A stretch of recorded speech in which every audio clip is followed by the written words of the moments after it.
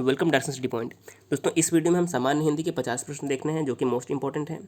और जो Bihar SSC interval mains exam है, हिंदी क्वालिफाई करना ज़रूरी है। अगर आप हिंदी क्वालिफाई नहीं करते हैं तो आपका जो सामान्य ज्ञान का कॉपी है वो चेक नहीं किया जाएगा। तो इसलिए आपको हिंदी क्वालिफाई करना बहुत ज़रूरी है। तो आप 50 में से कितने प्रश्न सही करते हैं हमें कमेंट करके ज़रूर बताइएगा। तो आइए शुरू करते हैं आज का वीडियो। हमारा पहला प्रश्न है, हिंदी की कितनी उपभाषाएँ हैं?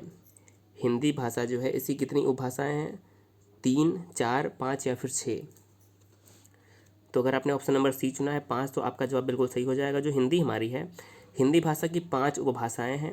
और ये 5 उपभाषाएं कौन कौन सी हैं? देखिए, पहला हमारा हो जाएगा पूर्वी हिंदी, दूसरा हो जाएगा पश्चिमी हिंदी, तीसरा हो जाएगा हमारा राजस्थानी, तीसरा हमारा हो जाएगा राजस्थानी, चौथा हमारा हो जाएगा बिहारी हिंदी और पांचवा हमारा हो जाएगा पहाड़ी हिंदी। इस प्रकार से हिंदी की 5 उपभाषाएं और 17 जो है उपबोलियां हैं। 17 बोलियां हैं और 5 उपभाषाएं हैं। तो ऑप्शन नंबर जो हमारा सी है सही हो जाएगा। दूसरा प्रश्न है, निम्न में से कौन सा गजानन का पर्यायवाची है? गजानन मतलब होता है गणेश, और इसका पर्यायवाची सही क्या हो जाएगा?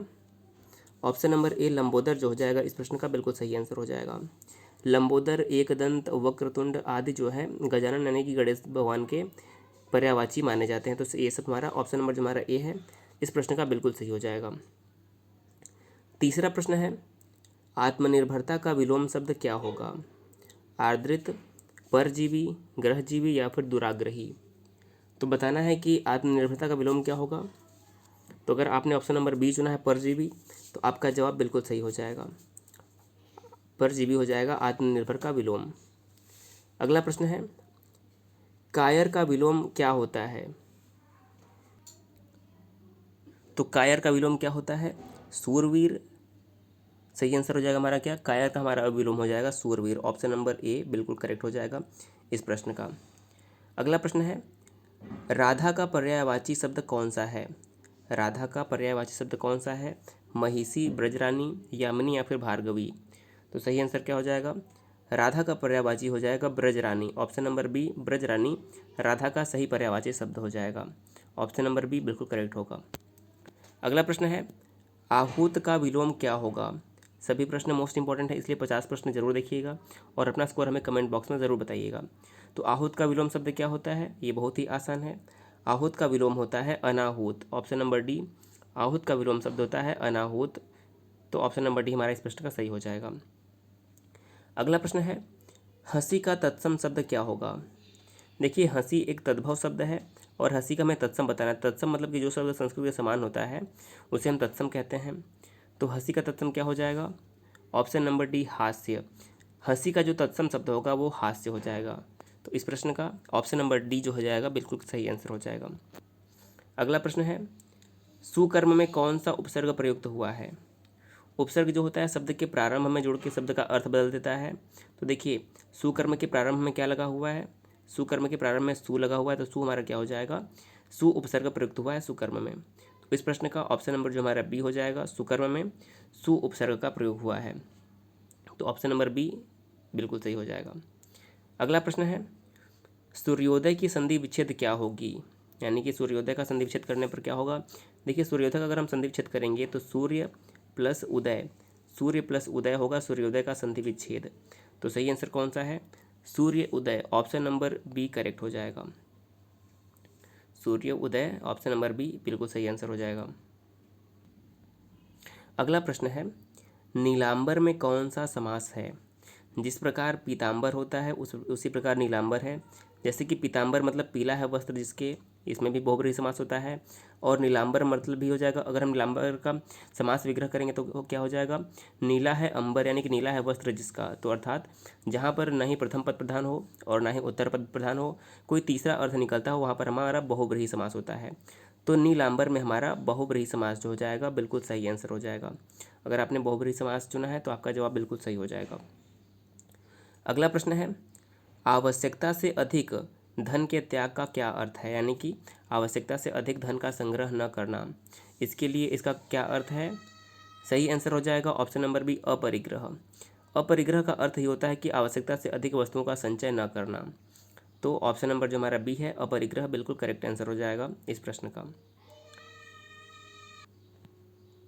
अगला प्रश्न है, जीने के लिए उपन्यास के लेखक कौन है? जीने के लिए एक बहुत ही प्रसिद्ध उपन्यास है। इसके लेखक कौन है? चार ऑप्शन है, रांगीय राघव, राहुल सांकृत्यायन, यशपाल या फिर नागार्जुन। तो जीने के लिए उपन्यास के लेखक कौन है? सही आंसर हो जाएगा क्या? ऑप्शन नंबर बी अगर आपने चुना है राहुल सांकृत्यायन तो आपका जवाब बिल्कुल सही है। जीने के लिए जो एक उपन्यास है इसे राहुल सांकृत्यायन के द्वारा लिखा गया है। मोस्ट इंपॉर्टेंट प्रश्न ये है। अगला प्रश्न है, सही शब्द का चयन करना है, यानी कि कौन सा शब्द जो है कि वर्तनी की दृष्टि से सही लिखा हुआ है। देखिए शब्द है प्रख्यात हमारा, तो प्रख्यात कैसे लिखा जाएगा? प्रख्यात हमारा इस प्रकार से कुछ लिखा जाएगा। तो ऑप्शन नंबर जो हमारा बी है, वर्तनी की दृष्टि से प्रख्यात इस प्रकार जो लिखा हुआ है बिल्कुल सही हो जाएगा। तो इस प्रश्न का ऑप्शन नंबर बी अगर आपने चुना है तो आपका जवाब बिल्कुल सही हो जाएगा। अगला प्रश्न है, निम्नलिखित में से कौन सी रचना मैथिली शरण गुप्त की नहीं है? निम्नलिखित में से कौन सी रचना मैथिली शरण गुप्त की नहीं है? साकेत मैथिली शरण गुप्त की रचना है, यशोधरा मैथिली शरण गुप्त की रचना है, भारत भारती भी मैथिली शरण गुप्त की रचना है। लेकिन जो हमारा ऑप्शन नंबर डी है, कैदी और कोकिला, कैदी और कोकिला मैथिली शरण गुप्त की रचना नहीं है, बल्कि यह माखनलाल चतुर्वेदी की रचना है। तुम्हारा ऑप्शन नंबर डी, कैदी और कोकिला किसकी रचना है? माखनलाल चतुर्वेदी की है, यह मैथिली शरण गुप्त की नहीं है। तो हमारा ऑप्शन नंबर जो डी है इस प्रश्न का बिल्कुल सही आंसर हो जाएगा।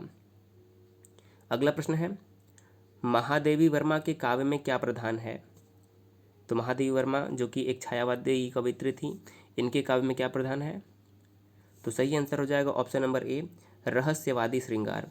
महादेवी वर्मा की जो काव्य है इसमें रहस्यवादी श्रृंगार का जो है प्रधानता है। तो ऑप्शन नंबर ए बिल्कुल करेक्ट आंसर हो जाएगा इस प्रश्न का। अगला प्रश्न है, निम्नलिखित में से कौन निराला की रचना नहीं है? इसमें से कौन सी सूर्यकांत त्रिपाठी निराला की रचना नहीं है? तो देखिए जो बादल राग है सूर्यकांत त्रिपाठी निराला की बहुत ही प्रसिद्ध रचना है।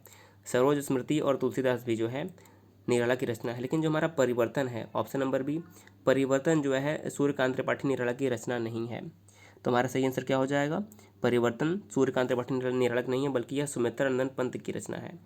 परिवर्तन सुमित्रानंद पंत की रचना है। तो हमारा ऑप्शन नंबर जो बी इस प्रश्न का हो जाएगा बिल्कुल करेक्ट हो जाएगा। अगला प्रश्न है, निम्न में से कौन सी रचना नागार्जुन की नहीं है? बताना है कि नागार्जुन की रचना निम्नलिखित में से कौन सी नहीं है। बादल को घिरते देखा है, बादल जहरी खाल के, और सिंदूर तिल की भाल। तो देखिए ये तीनों रचनाएं जो है नागार्जुन की हैं, लेकिन आज नदी उदास थी, ऑप्शन नंबर डी बिल्कुल करेक्ट हो जाएगा। आज नदी उदास थी यह रचना नागार्जुन की नहीं है। आज नदी उदास थी यह केदारनाथ अग्रवाल का लिखा हुआ रचना है। तो ऑप्शन नंबर डी इस प्रश्न का बिल्कुल करेक्ट आंसर हो जाएगा। अगला प्रश्न है, महाभोज किसकी रचना है? देखिए महाभोज एक बहुत ही प्रसिद्ध उपन्यास है, यह किसकी रचना है? तो ऑप्शन नंबर बी, यह मन्नू भंडारी की बहुत ही प्रसिद्ध उपन्यास है। महाभोज मन्नू भंडारी की एक प्रसिद्ध उपन्यास है। ऑप्शन नंबर बी बिल्कुल सही हो जाएगा। अगला प्रश्न है, रमेश गिर पड़ा, इस वाक्य में गिर पड़ा क्या है? तो सही आंसर क्या हो जाएगा? जो गिर पड़ा इसमें ये संयुक्त क्रिया है। ऑप्शन नंबर बी, जो गिर पड़ा इसमें प्रयोग हुआ वह एक संयुक्त क्रिया है। ऑप्शन नंबर बी बिल्कुल करेक्ट हो जाएगा। अगला प्रश्न है, उत्पत्ति की दृष्टि से कौन शब्द का भेद नहीं है? देखिए उत्पत्ति की दृष्टि से शब्द के चार भेद होते हैं, तत्सम तद्भव देशज विदेशज। देखिए तत्सम तद्भव देशज विदेशज और संकर शब्द भी जो हमारा होता है वह उत्पत्ति की दृष्टि से ही माना जाता है। लेकिन हमारा जो ऑप्शन नंबर डी है तद्धित, यह उत्पत्ति की दृष्टि से शब्द का भेद नहीं है। तो ऑप्शन नंबर जो हमारा डी इस प्रश्न का है बिल्कुल सही आंसर हो जाएगा। अगला प्रश्न है, निर उपसर्ग से किस शब्द का निर्माण नहीं हुआ है? तो निर उपसर्ग से किस शब्द का निर्माण नहीं हुआ है? उपसर्ग जो होता है शब्द के प्रारंभ में लगता है, तो निराकरण में निर उपसर्ग लगा हुआ है, निर अपराध में भी लगा हुआ है, और निर्भय में भी निर उपसर्ग लगा हुआ है। लेकिन जो हमारा निदर्शन है ऑप्शन नंबर सी करेक्ट हो जाएगा। निदर्शन में जो है निर उपसर्ग का प्रयोग नहीं किया गया है। तो ऑप्शन नंबर जो सी निदर्शन है बिल्कुल सही आंसर हो जाएगा। अगला प्रश्न है, गृहागत में कौन सा समास है?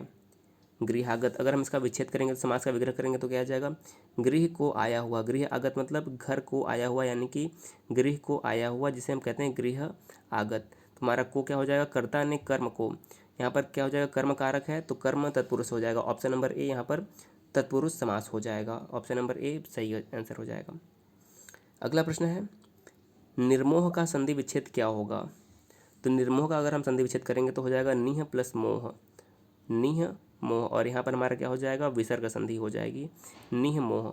ऑप्शन नंबर ए निह मोह निर्मोह का सही संधि विच्छेद होगा। तो ऑप्शन नंबर ए इस प्रश्न का बिल्कुल सही आंसर हो जाएगा। अगला प्रश्न है, षड्यंत्र का संधि विच्छेद क्या होगा। षड्यंत्र का संधि विच्छेद क्या होगा, तो ऑप्शन नंबर ए सट प्लस यंत्र जो है षड्यंत्र का सही संधि विच्छेद होगा, सट प्लस यंत्र, ऑप्शन नंबर ए। अगला प्रश्न है, चतुर्वेद में समास बताना है। तो चतुर्वेद का अगर हम समास विग्रह करेंगे तो क्या आ जाएगा, देखिए चतुर मतलब ये पद संख्या क्या हो गया, चतुर मतलब एक पहला पद संख्यावाचक किस में होता है, द्विगु समास में। देखिए जहाँ पर भी पहला पद संख्यावाचक होता है वहाँ पर हमारा द्विगु समास होता है, तो हमारा इसमें ऑप्शन नंबर ए द्विगु समास बिल्कुल करेक्ट आंसर हो जाएगा। अगला प्रश्न है, नाक कान में कौन सा समास है। तो जहाँ पर भी योजक चिन्ह लगा होता है नाक कान का अगर हम विग्रह करेंगे तो नाक और कान होगा। नाक कान का मतलब नाक और कान, तो हमारे यहाँ पर क्या हो जाएगा, द्वंद्व समास।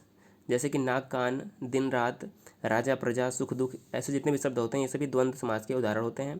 तो यहाँ पर द्वंद्व समास जो है ऑप्शन नंबर बी बिल्कुल सही आंसर हो जाएगा। अगला प्रश्न है, अनुनय विनय से भी न पसीजना, इनमें से किस मुहावरे का अर्थ है। तो अनुनय विनय से भी न पसीजना इस मुहावरे का सही अर्थ हो जाएगा ऑप्शन नंबर सी टस से मस न होना। टस से मस न होना का मतलब है कि अनुनय विनय करने से भी न पसीजना, ऑप्शन नंबर सी इस प्रश्न का बिल्कुल सही आंसर हो जाएगा। अगला प्रश्न है, आविर्भाव का विलोम शब्द क्या होगा, अनावर्तक, अंतिम, तिरोभाव या फिर उद्गम। तो जो आविर्भाव है, आविर्भाव का जो सही हमारा विलोम होगा वो होगा तिरोभाव। आविर्भाव का विलोम क्या होता है, तिरोभाव, ऑप्शन नंबर सी इस प्रश्न का सही आंसर हो जाएगा। अगला प्रश्न है, सही वर्तनी वाला शब्द चुनना है। सही वर्तनी वाला शब्द चुनना है, तो देखिए निरूपाय सही कौन सा हो जाएगा, ऑप्शन नंबर ए जो निरूपाय लिखा हुआ है यह वर्तनी की दृष्टि से बिल्कुल सही लिखा हुआ है, निरूपाय। अगला प्रश्न है, हिंदी दिवस किस तिथि को मनाया जाता है। आप सभी को पता होगा हिंदी दिवस किस तिथि को मनाया जाता है। तो प्रत्येक वर्ष 14 सितंबर को जो है हिंदी दिवस के रूप में मनाया जाता है, क्योंकि 14 सितंबर 1949 को जो है हिंदी को राजभाषा के रूप में संविधान सभा द्वारा राजभाषा का दर्जा दिया गया था। इसलिए प्रत्येक वर्ष 14 सितंबर को राष्ट्रीय हिंदी दिवस के रूप में मनाया जाता है। अगर बात करें कि विश्व हिंदी दिवस कब मनाया जाता है, तो प्रत्येक वर्ष 10 जनवरी को जो है विश्व हिंदी दिवस के रूप में भी मनाया जाता है। तो इस प्रश्न का ऑप्शन नंबर जो डी है 14 सितंबर सही आंसर हो जाएगा। अगला प्रश्न है, आरोग्य का पर्यायवाची क्या होगा, बीमार, अशांत या फिर निरोग। तो देखिए आरोग्य का जो पर्यायवाची होता है वो होता है निरोग, ऑप्शन नंबर सी आरोग्य का पर्यायवाची निरोग करेक्ट आंसर हो जाएगा। अगला प्रश्न है, इंद्र का पर्यायवाची क्या होगा। इंद्र का पर्यायवाची बताना है, इंद्रेश, धर्मेंद्र, देवेंद्र या फिर विजयेंद्र। तो देखिए इंद्र का जो पर्यायवाची होता है वो होता है देवेंद्र। देव प्लस इंद्र यानी कि देवताओं का राजा इंद्र होता है, जिसे देवेंद्र या सुरेश के भी नाम से भी जानते हैं। देवेंद्र हमारा यहाँ पर करेक्ट आंसर हो जाएगा। अगला प्रश्न है, कानन किस शब्द का विलोम है। कानन, कानन मतलब वन यानी कि जंगल होता है, और कानन का सही विलोम हो जाएगा ऑप्शन नंबर डी शहर। कानन जहाँ पर कानन मतलब जहाँ पर निर्जन होता है, और शहर में जहाँ पर जनता वास करती है, तो ऑप्शन नंबर डी सही आंसर हो जाएगा। अगला प्रश्न है, कृतज्ञ इनमें से किसका विलोम है। तो कृतज्ञ का विलोम क्या होता है, कृतज्ञ का विलोम होता है कृतघ्न। कृतज्ञ वो होता है जो किसी का उपकार मानता है, कृतघ्न वो होता है जो किसी का उपकार नहीं मानता है। तो कृतज्ञ का विलोम कृतघ्न, ऑप्शन नंबर सी सही आंसर हो जाएगा। अगला प्रश्न है, निम्नलिखित में से कौन सी रचना धर्मवीर भारती की नहीं है। कौन सी रचना धर्मवीर भारती की नहीं है। गुनाहों का देवता इनकी रचना है, कनुप्रिया भी है, अंधा यूपी है। लेकिन जो ऑप्शन नंबर डी है नाच्यो बहुत गोपाल, ये रचना धर्मवीर भारती की नहीं है, ऑप्शन नंबर जो डी है सही आंसर हो जाएगा इस प्रश्न का। अगला प्रश्न है, लेखक में प्रत्यय बताना है। तो प्रत्यय क्या होता है, जो शब्द के पीछे लगता है। तो देखिए लेख प्लस अक, तो लेखक का हमारा क्या हो जाएगा, अगर हम इसका विग्रह करेंगे तो लेख प्लस अक होता है, तो लेखक का हमारा प्रत्यय क्या हो जाएगा, अक। लेखक में अक प्रत्यय का जो है प्रयोग हुआ है, तो ऑप्शन नंबर सी लेखक में अक प्रत्यय करेक्ट आंसर हो जाएगा। अगला प्रश्न है, पावक में कौन सा प्रत्यय प्रयोग हुआ है। तो देखिए अगर हम इसका भी विग्रह करें तो क्या होगा, पाव प्लस अक, इसमें भी क्या हो जाएगा हमारा अक प्रत्यय।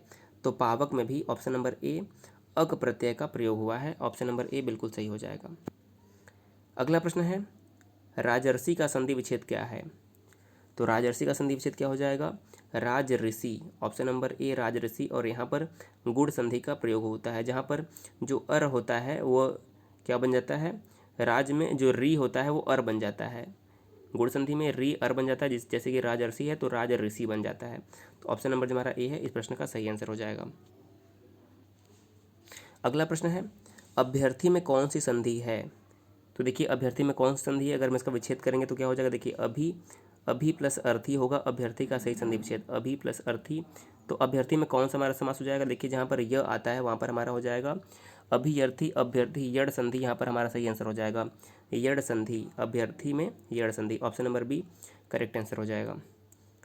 अगला प्रश्न है, निम्न में से कौन सा शब्द तद्भव है, यानी कौन सा शब्द ऐसा है कि जो तद्भव है। देखिए गृह हमारा क्या है, तत्सम है, अग्नि तत्सम है और क्षीर भी जो तत्सम है, लेकिन जो घर हमारा है यह एक तद्भव शब्द है। ऑप्शन नंबर सी करेक्ट हो जाएगा।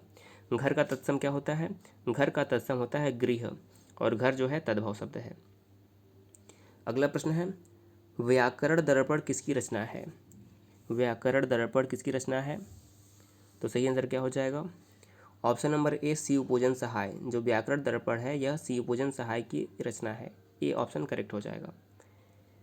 अगला प्रश्न लिखा हुआ है, निम्न में से किस वाक्य में क्रिया विशेषण अशुद्ध रूप से प्रयुक्त हुआ है। तो देखिए किसमें क्रिया विशेषण अशुद्ध रूप से प्रयुक्त हुआ है, ऑप्शन नंबर बी हमारा करेक्ट हो जाएगा। मानसिक दास्ता सदा काल से चली आ रही है। तो देखिए जहाँ पर सदा काल है यह विशेषण का अशुद्ध रूप है, तो हमारा ऑप्शन नंबर जो बी है करेक्ट हो जाएगा। अगला प्रश्न है, सब कुत्ते एक साथ दौड़ रहे हैं, इस वाक्य में कौन सा विशेषण है। तो देखिए सब कुत्ते एक साथ दौड़ रहे हैं, यहाँ पर सब जो है सब विशेषण है, यानी कि सब जो है थोड़ा कुछ कम ज़्यादा ऐसे भी विशेषण होता है। तो यहाँ पर क्या हो जाएगा हमारा अनिश्चित संख्यावाचक। जो सब है एक अनिश्चित संख्यावाचक है, सब में कितने हैं कोई गिनती नहीं है, तो हमारा ऑप्शन नंबर ए अनिश्चित संख्यावाचक सही आंसर हो जाएगा। अगला प्रश्न है, जिस संज्ञा से अनेक वस्तुओं अथवा प्राणियों के समूह का बोध होता है उसे क्या कहते हैं। जिस संज्ञा से अनेक वस्तुओं अथवा प्राणियों के समूह का बोध होता है उसे क्या कहते हैं, जहाँ पर समूह का बोध होता है उसे हम कहते हैं समूहवाचक संज्ञा। ऑप्शन नंबर ए, जहाँ पर समाहार यानी कि समूह का बोध होता है उसे हम समूहवाचक संख्या कहते हैं, तो ऑप्शन नंबर सी सही आंसर हो जाएगा।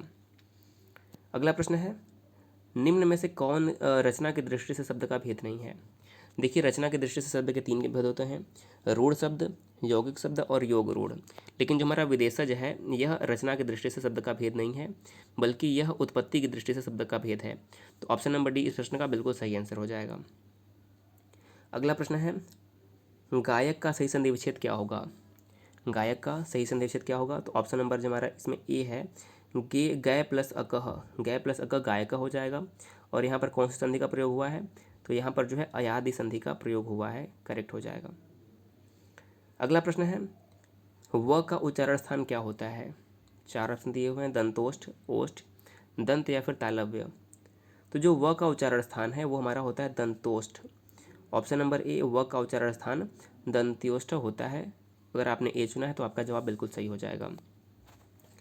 अगला प्रश्न है, अमीर खुसरो की रचनाएं किस बोली में रचित हैं। अमीर खुसरो की रचनाएं किस बोली में रचित हैं, तो सही आंसर क्या हो जाएगा। देखिए जो अमीर खुसरो की रचनाएं हैं वह प्रमुख रूप से खड़ी बोली में लिखी गई हैं, तो ऑप्शन नंबर जो सी खड़ी बोली है करेक्ट आंसर हो जाएगा। और आज का हमारा अंतिम प्रश्न है, लब्ध प्रतिष्ठ में कौन सा समास है। तो देखिए लब्ध प्रतिष्ठ का अगर हम विग्रह करेंगे तो जिसकी प्रतिष्ठा लब्ध है वहाँ वो होता है लब्ध प्रतिष्ठ। तो जहाँ पर भी प्रथम पद उत्तम पद दोनों प्रधान नहीं होता है, कोई तीसरा अर्थ निकलता है, वहाँ पर हमारा होता है बहुब्रीहि। तो जिसकी प्रतिष्ठा लब्ध हो वो हमारा लब्ध प्रतिष्ठ होता है। तो ऑप्शन नंबर डी हमारा बहुब्रीहि समास होगा, यहाँ पर सही हो जाएगा। तो दोस्तों यहाँ पर 50 प्रश्न सामान्य हिंदी के थे। आपने 50 में से कितने प्रश्न सही किए हमें ज़रूर बताइएगा, क्योंकि हिंदी क्वालिफाई करना आपके लिए बहुत ज़रूरी है, इसलिए हिंदी को आपको लगातार पढ़ना होगा। वीडियो पसंद आया तो जरूर शेयर कर दीजिए।